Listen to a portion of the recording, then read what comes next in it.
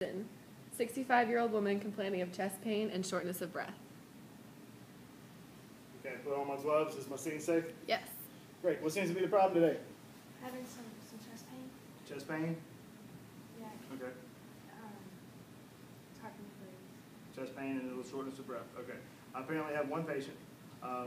She's got chest pain and shortness of breath, so I'm going to call 911 and get advanced life support on the way.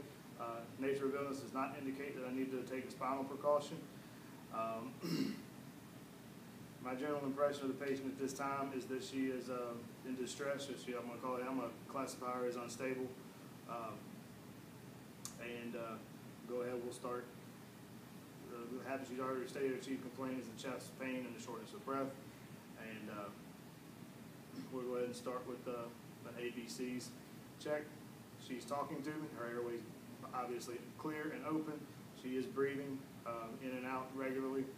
Because of the chest pain and the shortness of breath, I'm going to advise 15 liters a minute on the non-rebreather mask and put that on. I'm going to check for a pulse. There's a pulse present. It's weak and it's rapid, or strong and rapid, I'm sorry. And don't need to do a blood sweep because it's not a trauma patient. No obvious life threats, anything to worry about it as far as that goes. I'm going to peel the back of my glove off and do a skin check and determine if the skin is pale, cool, and clammy. And then from there, I'm going to state that my transport decision at this time is emergency transport. Getting back to the patient. So what, other than the shortness of breath and the chest pains, what are you feeling? I kind of feel like I'm dying a little bit. Like you're dying. That's pretty. Okay. Anything else? Sweaty. Sweaty. Okay. All right. What were you doing when all of this started? Raking some leaves. Raking leaves? Okay. Anything you can find that you do that makes you feel better? Worse? No? Okay. How would you describe the pain? It's really dull and it feels like it's crushing. All right. Anything radiating anywhere? Feel like it's moving around? Down my left arm. Left arm? And my back, my neck. Left arm, back, neck? Okay, all left side? Okay. How would you rate on a scale of 1 to 10, 10 being absolute worst pain ever? About a 9? And about how long have you been feeling all this? 30 minutes. About 30 minutes or so? Okay. Are you allergic to anything? Are you on any medications? Yes. Nitroglycerin and metoprolol. Nitroglycerin and metoprolol for your blood pressure? Okay. Any medical history? Congestive heart failure about 3 years ago. All right. And hypertension. Just heart failure, hypertension. All right. When was the last time you ate anything?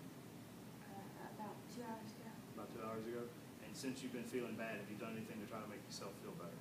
I've taken 2 nitro tabs about 20 minutes ago. 2 nitro tabs about 20 minutes ago? All right. And they didn't help much? No? All right. At this point, I'm going to kind of pause a little bit on the video, but at this point, I'm going to make the decision whether or not to do a rapid full body scan or do a focused assessment. I don't need to do a rapid full body because in this case, everything that she's describing is isolated to the chest and to the shortness of breath, and pretty confident that is my chief complaint, and that's where I need to stay focused. So I'm going to do my focused assessment on the chest and the airway and the circulation, make sure that checks out. The more advanced you get with this skill, this would be the time that you listen for heart and lung sounds. I'm not going to do that for the first responder set. EMTs, you would want to listen for heart and lung sounds at this time in preparation for doing your vital signs. So now I'm going to catch my vital signs. I've got a pulse ox that I can put on a finger and get an SBO. I've got a blood pressure cuff that I can get a palpate or an auscultation blood pressure. So at this time, I've got my blood pressure.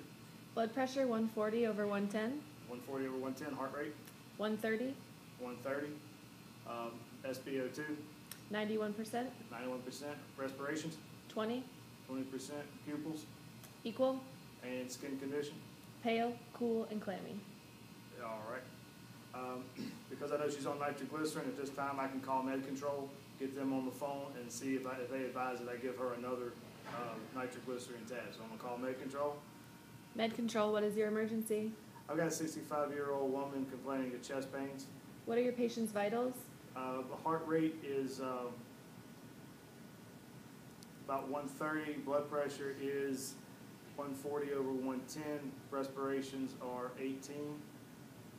And pupils are equal. Skin is cool, pale, and clammy. Do not give medication. Wait for ACLS. Yes, ma'am. Can't give it. Reasons why for the first responder students, my blood pressure is already too high, so I can't give the nitroglycerin, and she's already had 2. That being said, I just wait and continue my assessment and wait for ACLS to get there. My transport decision is still obviously an emergency transport. While waiting on ACLS, I'm going to continue evaluating my patient. I'm going to reassess my vital signs. What are my what's my new blood pressure? Blood pressure is 160 over 110. 160 over 110. Heart rate Heart rate is 90. Heart rate's 90. Respirations 25. 25.